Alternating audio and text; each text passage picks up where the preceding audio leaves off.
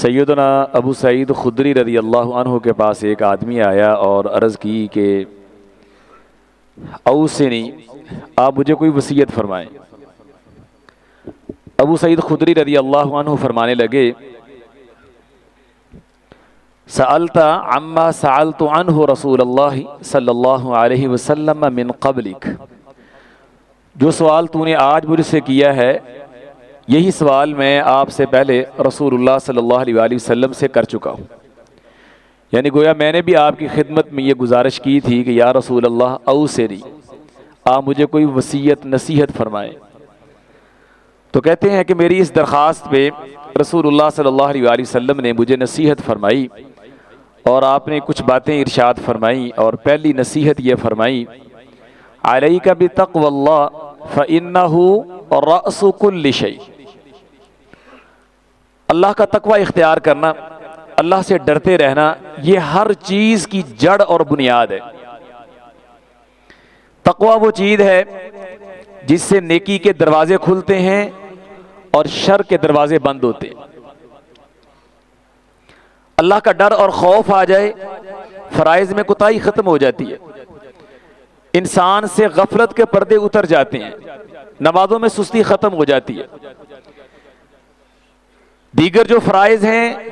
بالکل پرفیکٹ اور ٹھیک ہو جاتے ہیں، انسان ان کو وقت پہ ادا کرتا ہے،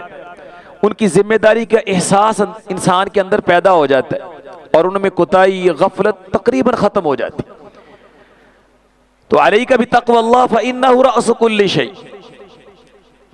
اور اللہ کا صحیح معنوں میں تقوی ہو تو پھر برائی کے رستے بند ہو جاتے ہیں، برائی کی طرف بڑھتے قدم رک جاتے ہیں، برائی کے لیے بڑھتے ہوئے ہاتھ رک جاتے ہیں، برائی کی پلاننگ اور منصوبہ بندی کرتی آنکھیں وہ جھک جاتی ہیں، اور انسان برائی سے باز آ جاتا ہے، نیکی کی طرف گامزن ہو جاتا ہے اور برائی سے پیچھے ہٹ جاتا ہے۔ یہ تقوی کا نتیجہ ہے، اور تقوی کا معنی یہی ہے کہ اللہ نے اس کے رسول صلی اللہ علیہ وآلہ وسلم نے جو فرائض، جو ذمہ داریاں ہم پہ لاگو کی ہیں، ہم انہیں بجا لائیں، اور جن کاموں سے، جن باتوں سے اللہ اور اس کے رسول صلی اللہ علیہ وآلہ وسلم نے روک دیا ان سے رک جائیں۔ اور جب صحیح معنوں میں تقوی آتا ہے نا تو پھر واقعتاً فإنہ رأس کل شیء، یہ ہر چیز کی بیس ہے، بنیاد ہے، جڑ ہے، اصل ہے۔ تقوی آتا ہے تو پھر آپ دیکھیں ایک نیکی کا رنگ، نور اس کے اوپر ہوتا ہے، بڑھ چڑھ کے آگے حصہ لیتا ہے، کیونکہ اس کے دل میں، دماغ میں ہر وقت یہ احساس ہے شہنشاہ عالم مجھے دیکھ رہا ہے، اگر میں نے یہ کام نہ کیا اس کو کیا منہ دکھاؤں گا، کیا جواب دوں گا اس کو، لہذا وہ نیکی کی طرف چلنا شروع کر دیتا ہے۔ برائی کی طرف جاتا ہے تو یہ احساس اسے جھنجھوڑتا ہے، یہ کام کر رہا ہے، تیرا مالک تجھے دیکھ رہا ہے، اس سے کیسے چھپ پائے گا، اس کو کیا جواب دے گا، کس منہ کے ساتھ اس کے سامنے جائے گا۔ اور پھر یہ ہوتا ہے کہ وقت کہہ لیجئے کہ ایک امیر زادی، حسن کی پری دعوت گناہ دیتی ہے، اور اسے دیتی ہے جس کا وہاں کوئی کنبہ قبیلہ بھی نہیں ہے، جسے کوئی آر اور ملامت کا ڈر بھی نہیں ہے، لیکن اللہ کا تقوی ہے تو وہ بلا جھجک، بلا تأمل جواب دیتا ہے، معاذ اللہ، میں اللہ کی پناہ میں آتا ہوں، یہ غلط کام نہیں کر سکتا۔ ماں بیٹی کو فورس کرتی ہے، بیٹا دودھ میں پانی ملا دو،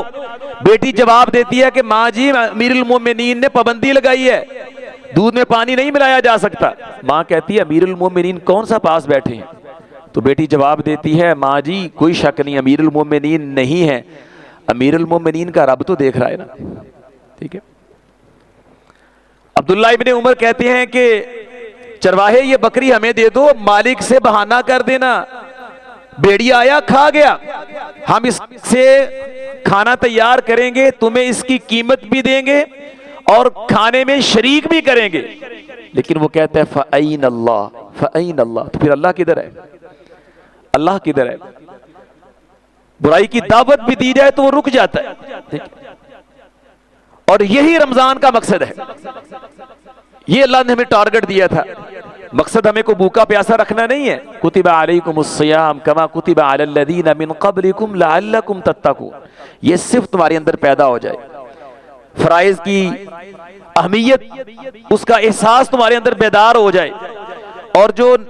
ممنوعات ہیں، اللہ کی نافرمانی کی باتیں اور چیزیں، ان سے باز آ جاؤ۔ الحمدللہ تقریباً ہم رمضان گزار چکے ہیں، یقینی 2 دن باقی ہے، غیر یقینی 3 دن ہے۔ تو اب ہم نے محاسبہ بھی کرنا ہے کہ وہ ٹارگٹ، وہ گول جو اللہ نے دیا تھا لعلکم تتقون، کس حد تک ہمارے اندر پیدا ہوا ہے، ہم اس کو اچیو کرنے میں کس حد تک کامیاب ہوئے ہیں۔ اگر ہوئے ہیں تو ایک بہت بڑی خوبی ہم نے پا لی، خوشی کی بات ہے، اللہ کا شکر ادا کرنا چاہیے۔ اگر نہیں ہے تو جو فرصت کا تھوڑا سا وقت، یہ سعادت کے چند لمحات باقی ہیں، ان میں کوشش کیجئے، ٹھیک ہے،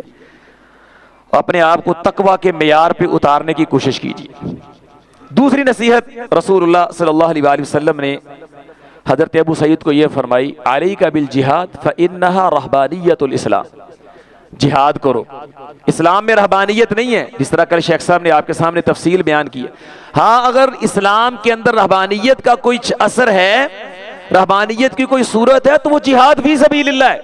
یہ اسلام کی رہبانیت ہے، اس کے لیے گھر بار چھوڑا جائے گا۔ اب جائیں، جنگلات کا سفر کریں، کفار سے مقابلے کے لیے میدانوں کے اندر جائیں، تو یہ اسلام کی رہبانیت ہے۔ ویسے گھر بار چھوڑ کر کے جنگل میں کٹیا ڈال کے اللہ کی نعمتوں سے بغاوت کر کے گوشہ نشین ہو جانا، یہ اسلام نہیں ہے، ٹھیک ہے۔ اور تیسری نصیحت رسول اللہ صلی اللہ علیہ وآلہ وسلم نے ابو سعید رضی اللہ عنہ کو یہ کی، علیک بذکر اللہ و تلاوت القرآن، اللہ کے ذکر کو اور تلاوت قرآن کو لازم پکڑو، کثرت کے ساتھ اللہ کا ذکر کرو، قرآن مجید کی تلاوت کرو، پڑھو۔ فائدہ کیا ہے؟ فَإِنَّهُ رَوْحُكَ فِي السَّمَاءِ وَذِكْرُكَ فِي الْأَرْضِ، یہ اللہ کے ذکر سے، قرآن کی تلاوت سے آسمانوں والے تیرے دوست بن جائیں گے، وہاں تمہیں راحت اور سکون ملے گا۔ تو زمین پہ بیٹھ کے، مسجد میں بیٹھ کے اللہ کا ذکر کر رہا ہے، قرآن پڑھ رہا ہے، فرشتے آسمان سے تیرا قرآن سننے کے لیے تیرے پاس آ جاتے ہیں۔ وَذِكْرُكَ فِي الْأَرْضِ، اور زمین والے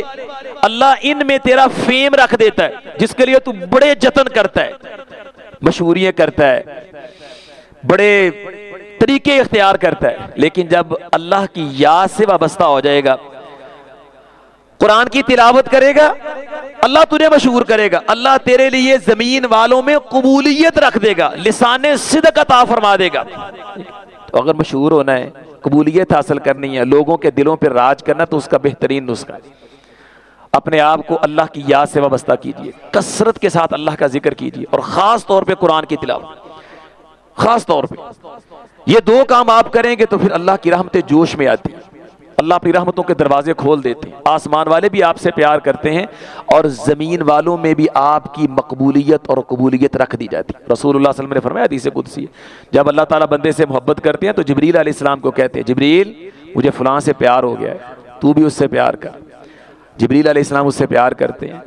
اور پھر جبریل علیہ السلام آسمان والوں میں اعلان کرتے ہیں، فلاں بندے سے اللہ کو پیار ہو گیا ہے، وہ اللہ کا محبوب بن گیا، فَأَحِبُّوهُ، تم سب اس سے پیار کرو، سارے اس سے پیار کرتے ہیں، پھر اس کے بعد اس کی مقبولیت اہل زمین کے اندر رکھ دی جاتی ہے۔ تو یہ قرآن رمضان کے ساتھ اس کا ایک خاص تعلق تھا۔ اب ہم اختتام پہ اپنا محاسبہ کریں کہ ہم نے قرآن کتنا پڑھا ہے، اللہ کے ذکر کے ساتھ ہمارا تعلق کتنا بنا ہے۔ بہت سے لوگ ہیں کہ وہ رمضان میں ماشاءاللہ اس کا بڑا اہتمام کرتے ہیں، ہونا بھی چاہیے، لیکن بج رمضان گیا پھر قرآن بھی گیا، ذکر بھی گیا، نمازیں بھی گئی، اللہ سے تعلق بھی کمزور پڑ گیا۔ بھائیو یہ نہیں ہے، یہ مستقل کرنے کا کام ہے۔ رمضان چلا جائے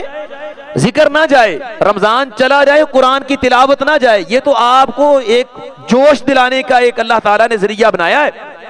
کہ آپ نے رمضان میں ایک تربیت حاصل کرنی ہے، ٹریننگ حاصل کرنی ہے، یہ ریفریشر کورس ہے، اور پھر آپ نے بقیہ 11 مہینوں میں اس روٹین کو، معمول کو برقرار رکھنا ہے۔ تو یہ رکھیں گے تو پھر اس کے فوائد بھی آپ سے بیٹھیں گے۔ تو یہ 3 نصیحتیں رسول اللہ صلی اللہ علیہ وآلہ وسلم نے ابو سعید رضی اللہ عنہ کو فرمائی تھی، بڑی کام کی نصیحتیں ہیں، ہمیں ان کو اپنے پلے سے باندھ لینا چاہیے، ان پہ غور و فکر کرنا چاہیے، اور ان کو اپنانے کی کوشش کرنی چاہیے۔ اللہ ہم سب کو عمل کی توفیق دے، وما علیہ الا البلاغ۔